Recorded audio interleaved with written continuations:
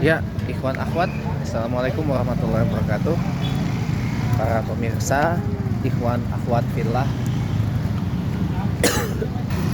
Ya, kali ini kita membahas tentang apa yang pernah saya bahas sebelumnya, tapi ini bagian ketiganya. Sebenarnya essentially ini adalah highlight dari khotbah Jumat yang tadi dibawakan pada pelaksanaan salat Jumat. Waalaikumsalam. Pada intinya kita akan meng-highlight ya, dan sekaligus juga menyampaikan ulang ya apa yang sebenarnya pernah menjadi bahan dakwah saya, yaitu bagaimana agar kita sholat itu otomatis itu loh, nggak disuruh, nggak harus selalu disuruh terus ya. Kalau tadi khotbah Jumatnya yang dibawakan di gelaran sholat Jumat Masjid Jami Bintaro Jaya untuk hari ini 25 Mei 2020 2020 ya 24 Mei 2024 bersamaan 15 Zulqa'dah 1445 Hijriah. Itu tadi adalah mengajarkan sholat pada anak ya. Karena jujur teman-teman ya, kalau zaman sekarang ini orang tua itu banyak yang luput mengajarkan sholat pada anak. Kenapa saya bilang luput?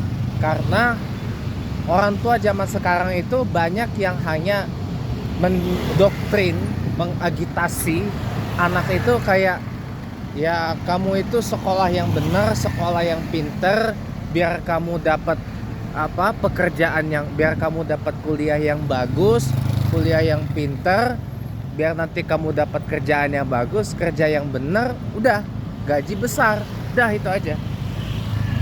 Jadi hidup hanya untuk dunia gitu loh. Nah, tapi orang tua lupa mendidik anak, ngasih tahu anak untuk tidak lupa sholat. Malah saya ke-trigger nih untuk mengulang apa yang pernah disampaikan oleh salah seorang teman saya,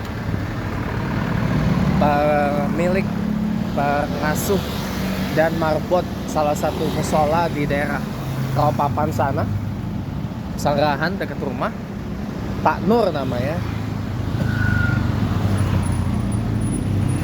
Beliau bilang masih mending anak-anak gitu loh, kalau azan anak-anak itu udah otomatis gercep gitu loh, gercep menuhin musola, atau terlepas dari nanti ya sholatnya bagaimana atau dan bagaimananya ya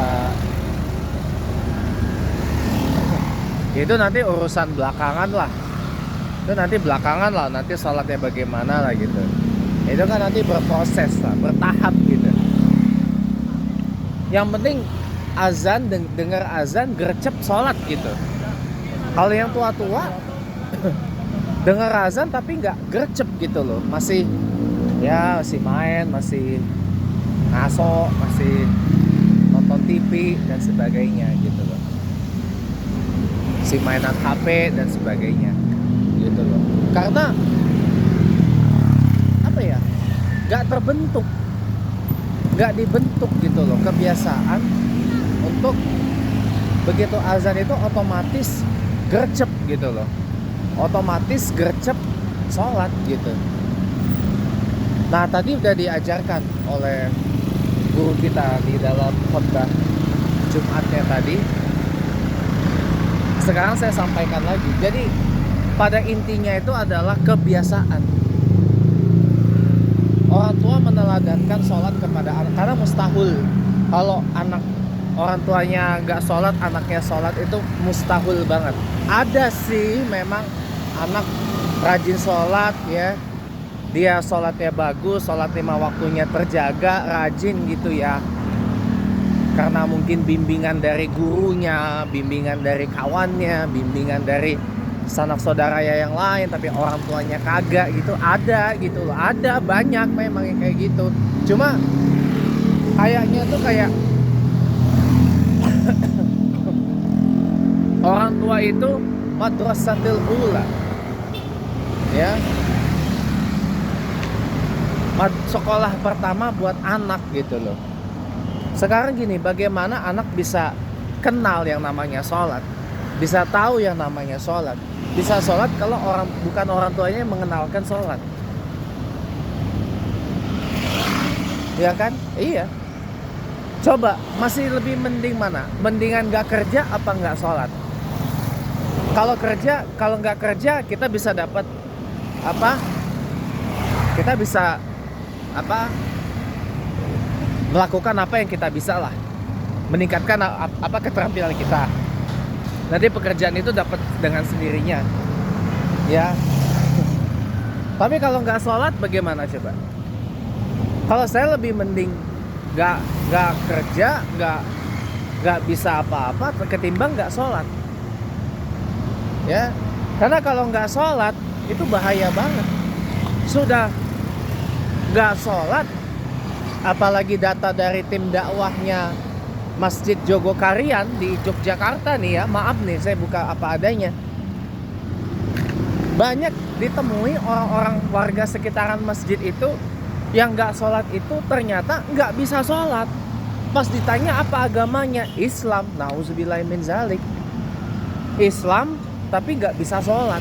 Gimana tuh? Sudah nggak sholat, tidaklah bisa sholat.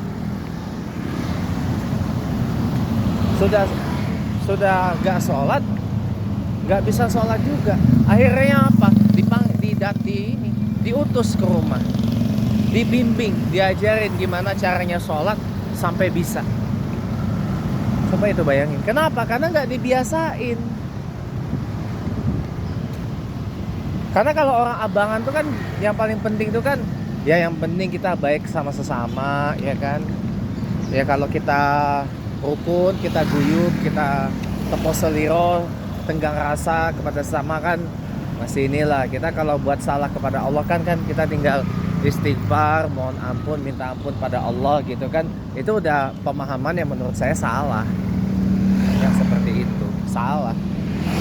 Makanya tadi saya benarkan apa yang disampaikan khatib tadi. Salat itu esensinya adalah hablum minallah dan hablum minannas. Hablum minallahnya di lafaz-lafaz dan gerakan-gerakannya, hablum minannas itu pada saat bagian salam. Assalamualaikum warahmatullahi wabarakatuh. Assalamualaikum warahmatullahi wabarakatuh. Nengok kanan kiri. Semoga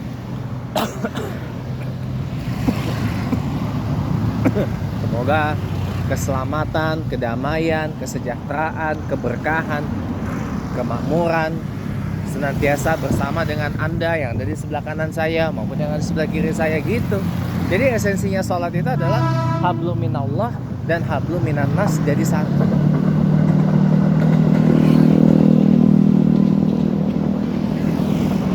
Itu udah paripurna banget gitu.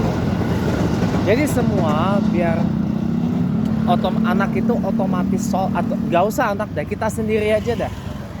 Kita sendiri aja kadang kalau azan berkumandang masih suka procrastinating gitu loh, masih suka menunda-nunda gitu loh. Ntar aja lah sholatnya lah gitu kan.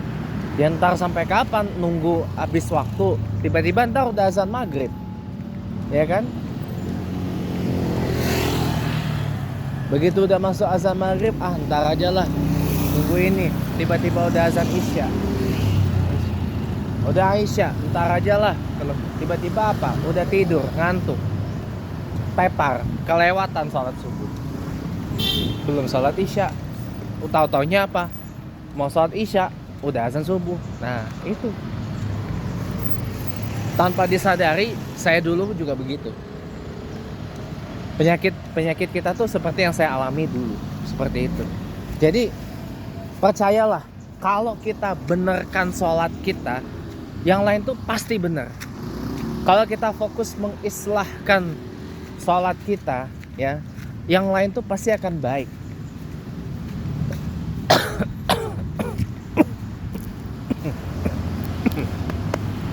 Minimal pelan-pelan, bertahap, ya, bertahap gitu loh. Tapi harus dibarengi niat dalam hati, tekadkan kuat dalam hati, ya. Tekadkan kuat dalam hati bahwa saya ingin bisa sholat awal waktu, Ketika azan berkumandang, saya gegas sholat. Bertahap dulu, gak usah muluk-muluk gegas pergi sholat jamaah di masjid. Nanti dulu di rumah dulu. Nanti dulu latihan dulu di rumah. Ketika azan berkumandang, gegas ambil wudhu, sholat di rumah. Kalau mau latihan sholat berjamaah ke masjid itu malah bagus. Ya, awalnya sama juga. Begitu azan berkumandang, ambil air wudhu, gegas pergi ke masjid, sholat berjamaah. Ya, itu tahap pertama. Nanti terus tahap berikutnya sampai bahkan dari sebelum azan pun kita sudah ada di masjid. Ketika azan berkumandang, kita sudah ada di masjid. Bahkan dari takbir pertama imam itu kita sudah ada di masjid sampai selesai. Dan lama-lama hati kita tergantung di masjid. Nah, itu sebuah proses yang panjang, latihan terus menerus kalau yang seperti itu. Dan itu perlu pembiasaan. Kalau sudah terbiasa, nanti insya Allah akan begitu terus sampai kita menghembuskan nafas terakhir kita. Ingat, kita akan pulang ke hadapan Allah. Kita meninggalkan dunia ini tuh sebagaimana kebiasaan kita. Yang nyentuh saya tuh gini.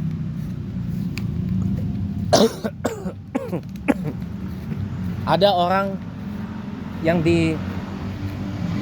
diwafatkan oleh Allah ketika sedang dalam kegiatan mentilawahkan ayat Al-Quran. Itu disaksikan oleh banyak orang, pingsan, nggak taunya meninggal. Itu sangat husnul khatimah banget. Kemudian yang kejadian di Jakarta, ada seorang ustazah lagi membacakan kalimat-kalimat thayyibah gitu. Lagi pengajian. Beliau meninggal dalam keadaan melantunkan kalimat-kalimat thayyibah itu. Kejadiannya di Masjid Al-Barakah Asy-Syafi'iyah di Tebet, Manggarai Timur, Jakarta Selatan. Itu kalau saya ingat-ingat kejadiannya, Masya Allah.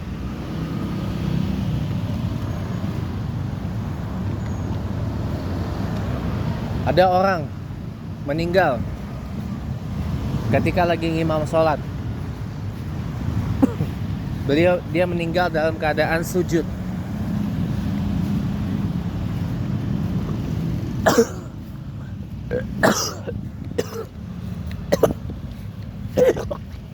Atau pada saat dia melantunkan ayat Al-Quran tertentu, Allah wafatkan dia. Wah, itu udah sangat amat husnul khotimah itu. Bahkan kisah nyata, saya punya kisah nyata. Anda tahu yang namanya Syekh Muhammad Ayyub, qari legendaris, ya, mantan imam Masjid Kuba dan Masjid Nabawi Madinah, ya. Diceritakan oleh salah satu muridnya, saksi ini ya. Beliau itu, Syekh Muhammad Ayyub itu meninggal dalam keadaan mengulang-ulang hafalan Qur'annya. Ayat yang diulang itu adalah ya ayatuhan nafsul mutmainnah irji'i ila rabbiki radiyatan mardiyah fadkhuli jannati fadkhuli ibadi. Ayat-ayat akhir dari suratul Fajr itu. Meninggal sekitar jam 1 pagi waktu Saudi. Ya. Itu rasanya kalau ingat peristiwa itu, kisah itu ya, Syekh Ayyub meninggal karena sakit itu. Tapi beliau meninggal pada saat sedang mengulang-ulang hafalan Al-Quran. Masya Allah. Mengulang-ulang ayat Al-Quran yang dia hafal. Itu Masya Allah.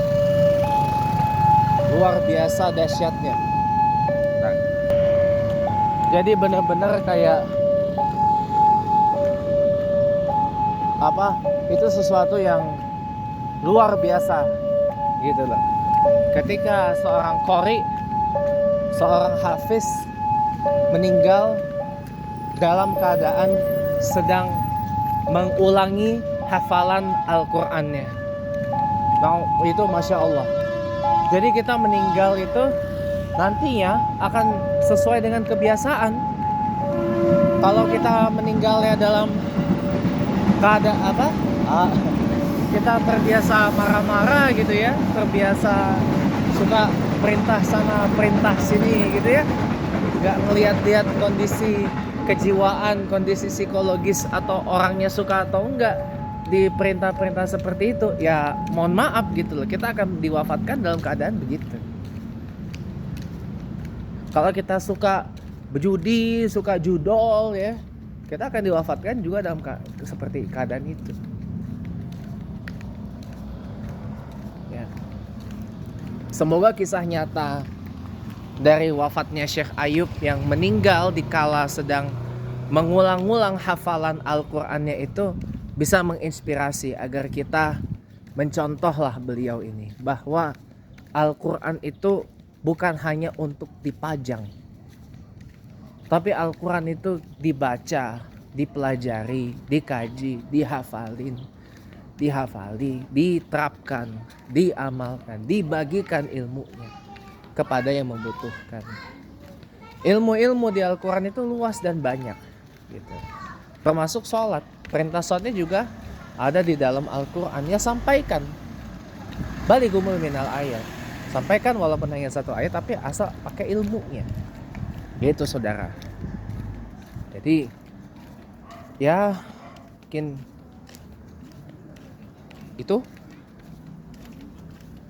yang. Jadi kembali lagi ke pembahasan awal, ya bagaimana orang bisa sholat otomatis gitu loh. Dimulai dari pembiasaan. Kita kalau udah terbiasa sholat, ya nanti akan kebiasaan. Awalnya memang nggak mudah. Yang tadinya biasanya sholatnya ngaret gitu ya. Lalu kita push, kita dorong diri kita sholatnya jadi on time. Bahkan di awal-awal itu latihannya berat. Saya juga ngalamin. Yang ngomong ini juga ngalamin pengalaman itu. Oh berat ujiannya, tantangannya pun berat. Ya, tantangannya berat. Pasti kita akan berhadapan dengan keadaan-keadaan yang unprecedented. Mungkin kita akan distempel ini itu, di label ini dan itu, akan dihadapkan dengan ujian ini dan itu. Ya, hidup ini adalah ujian, teman. Life is a test. Gitu. Life is a test. Jadi, ya kita ini aja, jalani saja. Karena kalau kita tidak lulus ujian, besar kemungkinan nanti kita mengulang ujian itu di masa yang akan datang. Mau nggak kita kayak nggak mau kan? Kita maunya lulus ujian. Nah, bagaimana cara lulusnya? Ya dekatkan diri kita kepada yang memberi soal ujian itu. Gitu.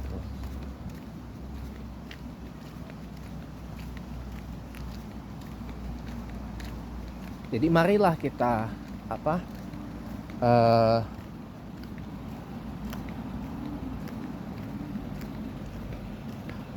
sama-sama kita mengkoreksi lagi gitu loh, meluruskan lagi kita ini mendidik anak kita mau secara Islam atau bukan secara Islam. Kalau mau mendidik secara Islam ya ajarkan seperti tadi, ajarkan supaya jangan pernah tinggal sholat, jangan lupakan sholat. Karena sesungguhnya orang yang meninggalkan sholat dengan sengaja, walaupun pernah dikaji juga oleh guru kita semua, Imam dan Khatib Masjid Jami Al Karim Bumi Bintaro Permai Pesanggrahan Jaksel, Fadilah Ustaz Dr. Andes Haji Sofiullah Musawa dalam kajian itu memiliki dua pengertian. Orang yang sengaja meninggalkan sholat karena mager, karena memang ya mager lah, karena memang lagi males aja, lagi nggak mood aja ibaratnya, itu belum dihukumi kafir, memang belum layak dihukumi kafir. Tapi kalau orang meninggalkan sholat dengan sengaja dengan narasi-narasi yang mengundang kebencian dan istilahnya memerangi Islam itu, nah itu baru pantas untuk disebut kafir, baru dihukumi kafir. Kalau yang tadi itu dihukumi had saja gitu. Makanya jadi kita jangankan meninggalkan sholat dihukumi kafir saja yang kita hindari loh. Yang dihukumi had saja tuh harusnya kita hindarin. Gimana caranya? Ya ayo sama-sama loh kita. Ya ayo sama-sama kita perjuangkan, kita biasakan sholat.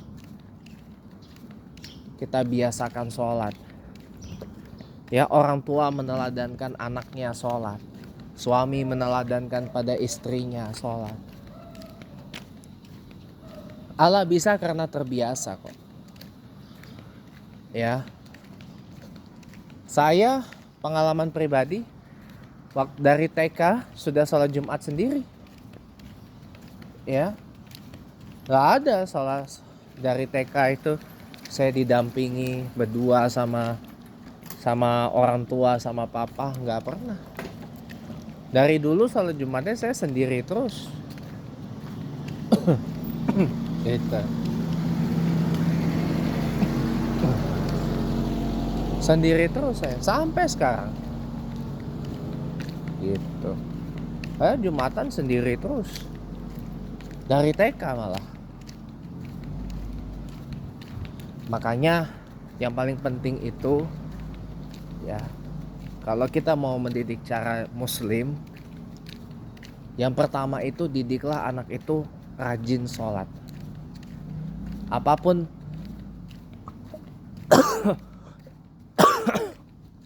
kondisinya, apapun keadaannya, tanamkan, jangan pernah tinggalkan yang namanya sholat.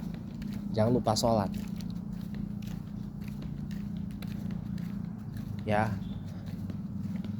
karena sholat itu bukan hanya sekedar kewajiban, tapi kebutuhan spiritual kita, kebutuhan rohani kita, kebutuhan untuk mewujudkan penghambaan kita kepada Allah, dan kebutuhan bagaimana kita berinteraksi dengan Allah gitu. Makanya saya kadang lihat ya, teman-teman yang di jamaah tabligh gitu, mereka kegiatannya sholat, makan, ngaji, tidur, istirahat ya. Dan begitu lagi berdakwah mereka selama 3 hari, 40 hari, 4 bulan, bahkan 1 tahun ya. Itu malah saya lebih senang yang seperti itu. Karena mereka itu berlatih zuhud, berlatih namanya qanaah. Ya, karena barang siapa menolong agama Allah, nanti Allah akan bantu dia. Kalau kita sudah merasa cukup, nanti Allah akan kasih yang lebih lagi. Makanya dalam chatterbox saya semalam saya sampaikan ya, sholat itu solusi untuk semua persoalan. Termasuk cara berdoanya orang-orang yang mengikut agama Allah itu adalah dengan sholat, dengan bersujud, dengan menadahkan kedua tangan, mengadukan ke Allah apa persoalannya, apa unek-uneknya, apa bagaimana perasaannya. Gitu. Semua diinikan ke Allah gitu loh. Termasuk gimana caranya biar kita terangkat dari kesulitan finansial. Ya kita bicara dengan Allah. Bagaimana kita mengangkat dari keterpurukan karir. Ya kita bicara dengan Allah. Semuanya bisa dibicarakan dengan Allah asal satu, kita mau. Itu aja. Dengan apa? Ya dengan sholat. Ya ayyuhallazina amanu sta'inu bishabri wasshalah. Innallaha ma'as sabirin. Jadi sholatlah sebelum disolatkan. Itu yang masih saya ingat sampai sekarang. Sholatlah sebelum disolatkan. Belajar pelan-pelan. Bisa lihat dari figur-figur ini. Orang sukses itu rata-rata karena banyak sholat. Ya, kalau yang begitu-gitu itu biasanya orang-orang yang nggak sholat. Ya, kita cukup sampai di sini dulu. Semoga bermanfaat. Saya doakan saya dan Anda terus menjadi orang-orang yang ahli sholat. Amin ya rabbal alamin. Wassalamualaikum warahmatullahi wabarakatuh.